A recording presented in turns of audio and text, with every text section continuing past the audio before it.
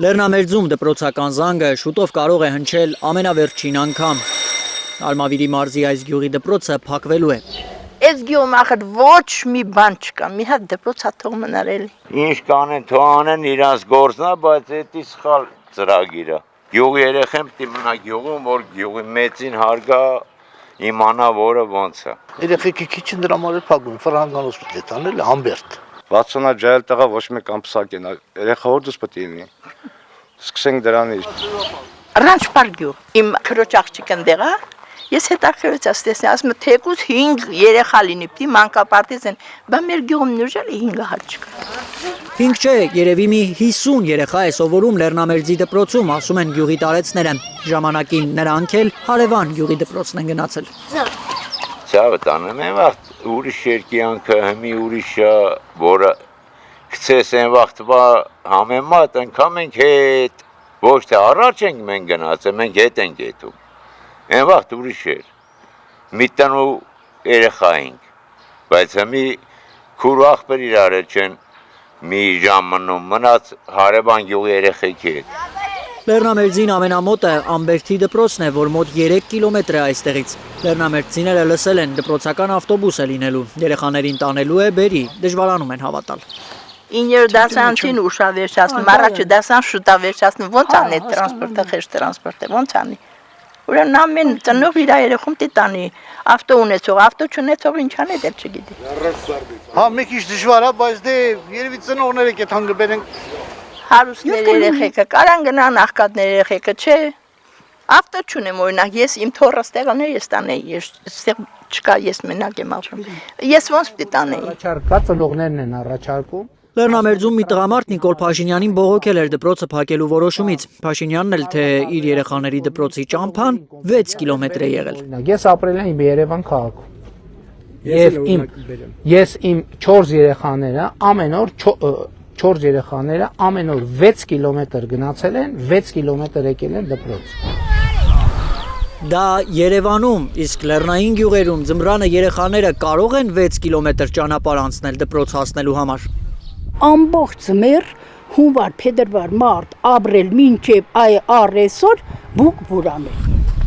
Երբ փակվի Շիրակի Թավշուտ գյուղի դպրոցը, աշակերտները ստիպված են լինելու մինչև 6 կիլոմետր հաղթահարել Բավրա դասի գնալու համար։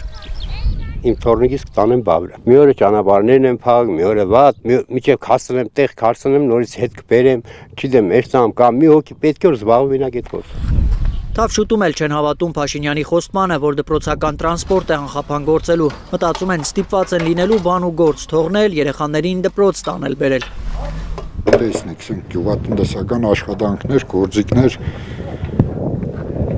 նորոգման շրջան է, ես ինչ պետք է թողեմ իմ գործը կամ մյուսն էլ նույն գործով է զբաղված, պետք կամ ես գործից դուրս կամ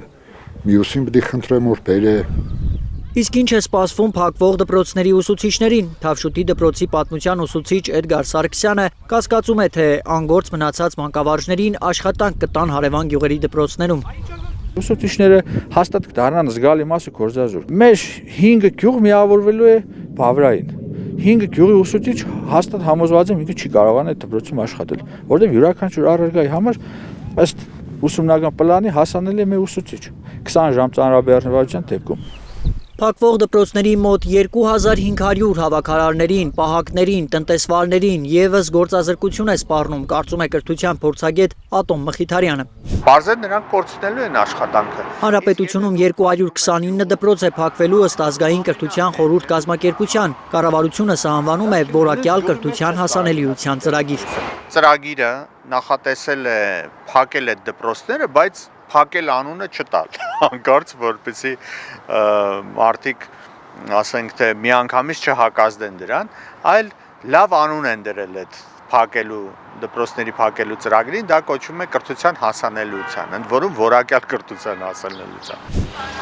Կրթության փորձագետի տեղեկությամբ փակվող դպրոցների վրա տարեկան ծախսվում է 7 միլիարդ դրամ։ Մեծ փող չէ բարձրաստիճան պաշտոնյաների միլիարդավոր դրամների պարգևավճարների համեմատ։ Այդ դպրոցները չպիտի փակվեն։ Առավել եւս, որ այդ դպրոցների համար պետական բյուջեից ծախսվող գումարները ավելի քիչ են, ուշադրություն, քան այն պարգևավճարները, որոնք տրվել են քաղաքական պաշտոններ զբաղեցնողներին անցած տարվա վերջում եւ շուտով տրվելու է նախընտրական որպես կաշառք։ Նիկոլ Փաշինյանը դպրոցները փակելու աղմկոտ ծրագիրը արդարացնելիս էլ զայրույթը ընդդիմության գլխին է պայթեցնում։ Այսպես կոչված ավերակներ իրանց պետք են,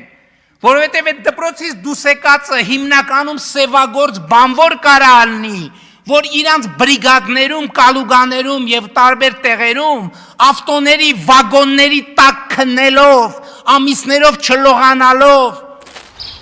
Գյուղի աշակերտներին ըստ էության անկիրթ ու ապագա անլվա բանվոր անվանող Փաշինյանի կաբինետը իրոք Հայաստանի երեխաների կրթության իրավունքն է կրծքով պաշտպանում, թե մեկ այլ թաքնված նպատակ ունի հարցնում են մարդիկ Թավշուտից մինչև Լեռնամերձ ու Երևան։